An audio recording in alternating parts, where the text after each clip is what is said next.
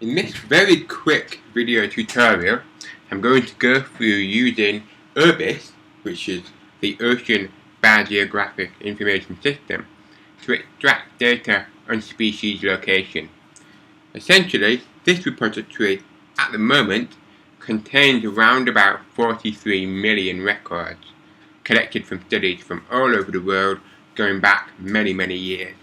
People have digitized data that was archived in museum collections, and people are now adding their own more modern data that's recently been collected. It's a great source for biodiversity information.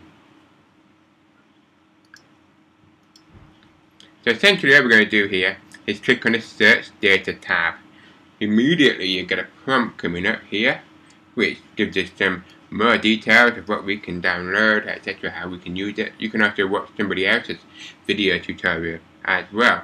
Mine is very brief and very specific. I'm just going to go straight in to utilising this system. In this pane we have a distribution map which allows us to navigate through the records that we've found. On the left hand side we've got a series of tools, options and filters that we can use to choose what information that we want to show on the main map. It's very simple.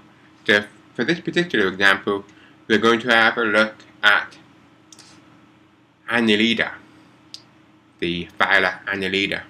So we're just going to click on taxa to bring up this taxa search prompt here. In the window at the top it says enter taxa name. We just said, I've misspelled it, Annelida. You see that we've got a couple of options that have automatically come up. First one is Annelida 6896 taxa, which have been loaded in there. And you can see as we scroll down, we're now in Annelida. We can then have a look at the various bits and pieces within that. We've got some extra data here on the side, including the sample depth, the observation depth, and so on. I'm just going to turn it off, and we look at this map here. We've got a grid cell with the number of observations within each individual cell. We can zoom in and out. We'll recalculate the cells to be a bit smaller depending on the level of zoom that you've got.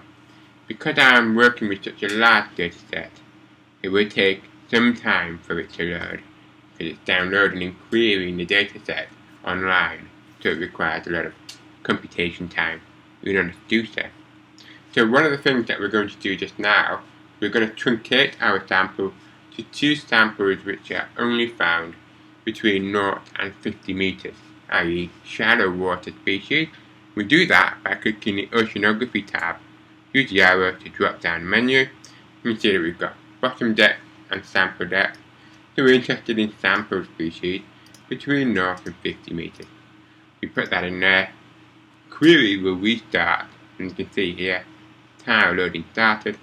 In a few moments it will start to load in specimens that were sampled between 0 and 50 meters.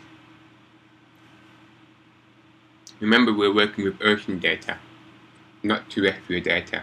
So although 0 to 50 potentially not quite correct, it should be 0 to minus 50 for example, this should still be interpreted in the same way.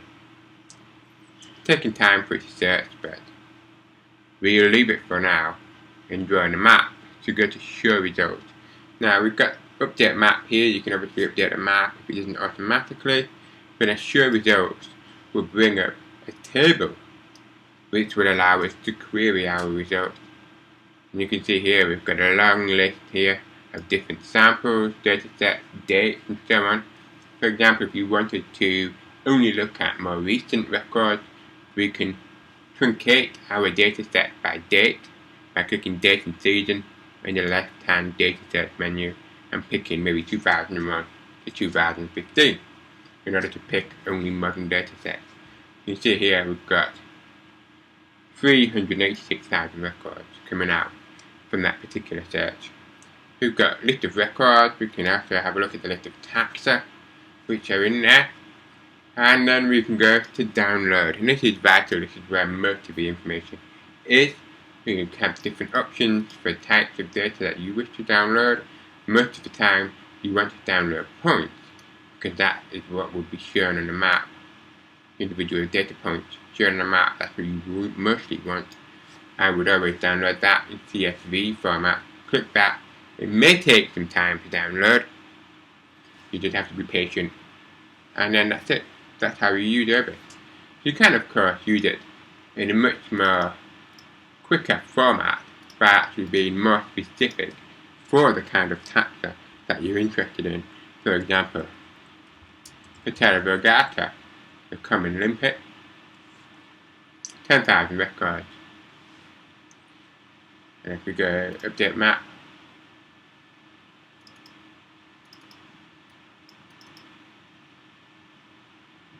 we are having some problems with our tile redraw. Closing Windows. See if we can force it to redraw. Unfortunately not, but you can work a lot quicker with individual records like that or individual species. Keep zooming in, maybe we'll get something coming out. No. Okay, so that's that. Quick and easy tutorial on how to use OBIS, providing it's working of course. And you should be able to find featured information that you're interested in yourself.